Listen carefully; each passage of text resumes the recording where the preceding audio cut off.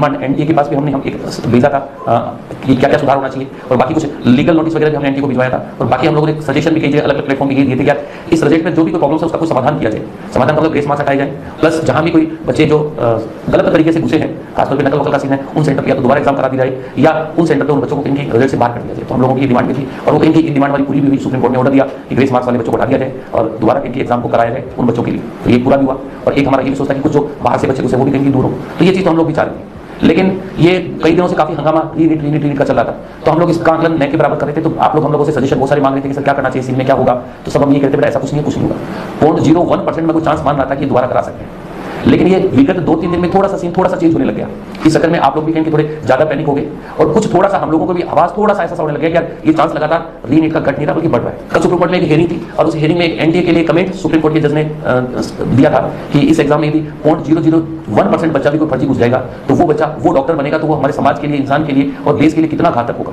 तो उस कमेंट को देखकर हम लोगों को भी थोड़ा सा आभास हुआ कि यार शायद कुछ चेंज भी हो सकता है, क्योंकि एक पुराना वाकया भी हम लोगों को याद आया। ये 2015 में भी, उस समय नीट नहीं होता था, एआईपीएमटी बोलते थे, उस समय भी ऐसा कैसा सेम स्टेटमेंट बोलकर उस एग्जाम को रद्द किया गया था। वहां भी कोई नकल का मुद्दा था, एग्जाम को रद्द किया गया था और दोबारा एग्जाम के ऑर्डर दिए गए थे। तो ये कल ऐसा कैसा स्टेटमेंट देखकर वो हम लोगों को भी थोड़ा सा लगा कि यार शायद कहीं के सुप्रीम कोर्ट का थोड़ा सा मूड बन रहा हो। हालांकि अभी भी मैं पॉसिबिलिटी बहुत कम मान रहा हूँ, लेकिन इतना सा है, पहले मैं 0.01% पॉसिबिलिटी मान रहा हूँ, अब मैं ये 1-2% की पॉसिबिलिटी मान रहा हूँ कि यार दोबारा हो सकता है। लेकिन पहले उस जो सोच रहा था उसकी कंपेयर में थोड़ी सी पॉसिबिलिटी बढ़ गई।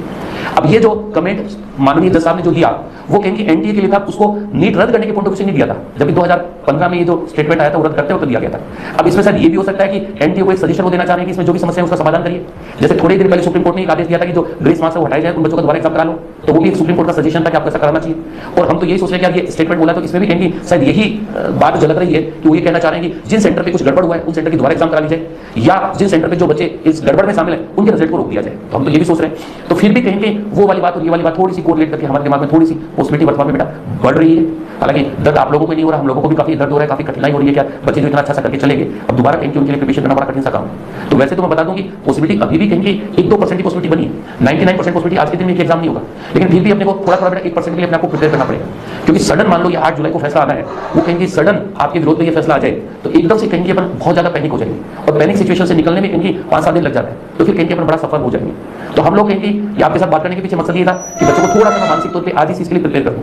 आप लोग के साथ बेटा हम लोगों को उससे पहले प्रिपेयर होना पड़ेगा, और हम लोग भी अपने आपको थोड़ा प्रिपेयर कर रहे हैं कि शायद ऐसा सिचुएशन आ जाए तो हम लोग पहले से बच्चों को तैयार करें, हमारी टीम को पूरा तैयार करें, ताकि सिचुएशन में हम बहुत अच्छे से हैंडल करें और बच्चों का रिजल्ट जो बना था उससे किसी भी हालत में कमजोर नहीं हो, बल्कि उससे भी कहेंगे हम रिजल्ट और इंप्रूव करें और अच्छा लेके आए। तो इसलिए ये बातें आप लोगों को कोई पैनिक करने के लिए नहीं बता रहा हूँ, आप लोगों का थोड़ा थोड़ा दिमाग बनाने के लिए बता रहा हूँ कि 1% आज के दिन ऐसा चांस हो गया कि एग्जाम हो सकती है, लेकिन 99% मैंने कहा चांस ऐसा कि नहीं हो। उस वाले सीन में और सीन में थोड़ा फर्क ये भी आ गया कि जब 2015 का जब नीट हुआ था तो ये हंगामा जस्ट एक दिन बाद में स्टार्ट हो गया था पेपर लीक का।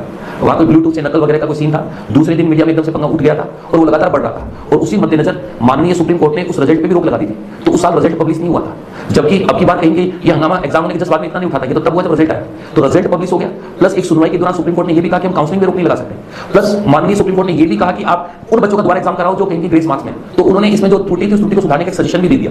तो वहां वाले सीन और यहाँ वाले सीन में काफी कुछ डिफरेंस दिख रहा है। एक बार ये रिजल्ट पब्लिश कर चुके हैं, एक बार इन्होंने 30 जून को दोबारा रिजल्ट पब्लिश करने की बात की है। तो जो त्रुटि कहेंगे एनटी दूर कर रहा है, जो सजेशन सुप्रीम कोर्ट दे रहा है, और शायद एक सजेशन और दे दे कि उन एग्जाम पे भी दोबारा एग्जाम करा लो जहां गड़बड़ है, या उन बच्चों को हटा दो। तो ये भी शायद एनटीए फॉलो कर ले, तो इसलिए चांस कम है, लेकिन 1% बेटा कहेंगे आज के दिन ये चांस बनने की एग्जाम दोबारा हो सकती है। तो हम चाहते हैं कि दोबारा हो तो किसी भी हालत में हमारा बच्चा पीछे नहीं रहे। और ये आपको पता है कि बेटा आपकी जो गुरु कृपा है वो कहेंगे ऐसे सिचुएशन में बाकी लोगों से बहुत आगे खड़ी रहती है। तो आप लोग कहेंगे इन चीजों के लिए आपको टेंशन पाने की आवश्यकता नहीं, हम लोग ऐसे टेंशन झेलने के लिए है ना, बस आप लोग तो कहेंगे थोड़ा सा दिमाग आप लोगों को बनाना पड़ेगा। तो इसलिए आप लोगों को यही बताने के लिए आया हूं कि आप थोड़ा सा मानसिक तौर पे अपने आप को प्रिपेयर करें। हालांकि आप लोग अपनी जगह नहीं छोड़ोगे, आप अपने घर पे रहोगे, ऐसे नहीं कि पैनिक होकर एकदम से सीकर आने की कोशिश करोगे। 8 जुलाई तक आप लोग कहीं भी अपनी जगह को नहीं छोड़ना है, आप अपनी जगह पे रहो, लेकिन थोड़ा थोड़ा आप अपनी किताबों को पढ़ना स्टार्ट करें। वैसे तो मैं आपको बताऊं कि दोबारा एग्जाम भी कराएंगे तो आप लोगों को सफिशिएंट टाइम देंगे।